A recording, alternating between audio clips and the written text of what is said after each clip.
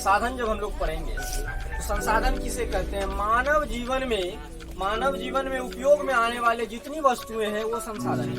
अब देखिए, संसाधन के प्रकार को जब जानते हैं हम लोग तो संसाधन के प्रकार स्वामित्व के आधार पर, स्वामित्व का मतलब होता है जिसका स्वामी बने आप, अर्थात जिस संसाधन का आप स्वामी हैं, स्वामी का मतलब उसके रचयिता है, उसके पालनहार हैं, उसके आधार पर संसाधन को 4 भागों में बांटा गया है। पहला है व्यक्तिगत संसाधन, दूसरा सामुदायिक संसाधन, तीसरा राष्ट्रीय संसाधन और चौथा अंतरराष्ट्रीय संसाधन। इसको हम यदि बारीकी से देखें तो व्यक्तिगत संसाधन किसको कहते हैं? किसी खास व्यक्ति का स्वामित्व, अर्थात किसी खास व्यक्ति का स्वामित्व का मतलब उसी व्यक्ति का केवल उस पर अधिकार हो।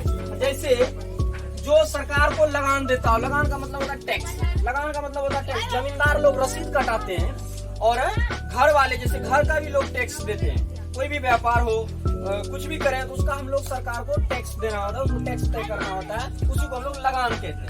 यहाँ से जिसका कोई लगान देता हो, जैसे भूखंड, तालाब, कुआं, घर आदि, तालाब भी है यदि वो मेरे अपने जमीन में है, उसका भी एक लगान कटती है, सालाना हम लोग लगान कटाते हैं। इस तरह से इसको हम लोग समझ गए, ये व्यक्तिगत तालाब।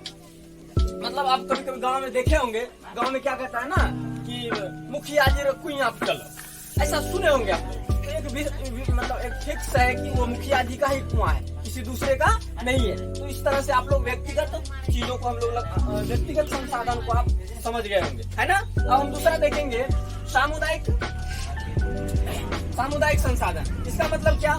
समुदाय के लोग, अर्थात सारे समाज के लोगों का उस पर अधिकार होना चाहिए। जैसे मंदिर है, सामुदायिक भवन है। सामुदायिक भवन क्या होता है? सरकारी जमीन में बनाया गया एक मकान, सरकारी जमीन में बनाया गया एक मकान को हम लोग सामुदायिक भवन कहते हैं। वहाँ पे सबों का अधिकार होता है, जैसे मंदिर, मस्जिद, बहुत सारे गुरुद्वारा। अब आप राष्ट्रीय में आइए तो राज्य सरकार की उस पर स्वामित्व होता है। राष्ट्रीय संपत्ति के पर राष्ट्रीय सरकार का स्वामित्व होता है। मान लीजिए किसी व्यक्ति के घर में ट्यूबवेल से तेल निकलने लगे, है ना। मान लीजिए किसी व्यक्ति के घर से, घर के ट्यूबवेल से क्या निकलने लगे? तेल निकलने लगे, तो उसपे किसका अधिकार होगा? उस घर वाले का नहीं होगा, उसपे हमारे बिहार सरकार, राज्य सरकार का होगा और उसको बैंड कर देगा उस जगह से, और उसका जितना आपका पैसा होता है वो आपको दे दिया जाएगा और उस पर सरकार अपना प्रभुत्व स्थापित करेगा और उसको फिर बढ़िया से परचेस करेगा और उसको समाज में, और जैसे हम लोग पानी निकालते हैं उस तरह से वो वहाँ पे सब व्यवस्था लगा करके वहाँ पे तेल निकालने का काम करेंगे। उसमें सरकार का अधिकार है। और सरकार तो जानिए रहे, जो भी काम करती है सरकार हमारे फायदे के लिए करती है। सरकार को किसने बनाया? सरकार को हमने बनाया। सरकार को किसने बनाया? हमने बनाया। जनता ने बनाया। सरकार को किसने बनाया?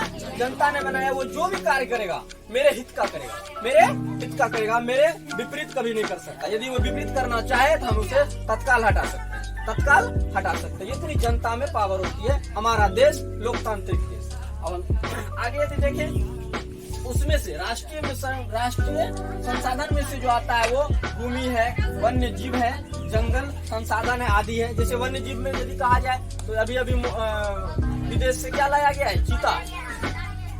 तो वन्य जीव का भी संरक्षण हमारी सरकार करते हैं, उसका भी भरण पोषण पालन चिड़ियाघर में दे आते हैं, वहाँ पे उसका खूब बढ़िया से भरण पोषण होता है, उसका भी व्यवस्था लगाने का काम सरकार करती है। अब अंतरराष्ट्रीय कहिए अन्य देश, अर्थात महासागर जो है हमारे देश के बगल में जो महासागर है, तो महासागरों में कुछ एरिया तक अपना क्षेत्र होता है, कुछ एरिया तक 200 किलोमीटर तक अपना एरिया होता है। जैसे कि मान लीजिए कि अपना जमीन के आगे रोड है तो उसके आगे जो सरकारी जमीन है वो किसका होता है? जिसका पीछे जमीन होता है उसी का होता है। ठीक उसी प्रकार हम लोगों का महासागरों में, महासागर के भागों में लगभग 200 किलोमीटर तक अपना क्षेत्र होता है। उसके बाद सबों का भी अधिकार होता है, अन्य देशों का भी अधिकार होता है वहाँ पे, उसी को हम लोग अंतर्राष्ट्रीय संसाधन कहते हैं। किसी तरह का तकलीफ है?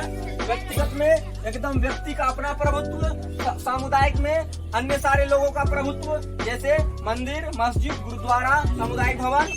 ठीक उसी प्रकार राष्ट्रीय को यदि देखें तो सरकार, राज्य सरकार का स्वामित्व, जैसे भूमि, वन्य जीव, जल संसाधन सब। उसके बाद अंतर्राष्ट्रीय में अन्य देश भी आते हैं, अंतर्राष्ट्रीय में अन्य देश भी आते हैं 200 किलोमीटर छोड़कर।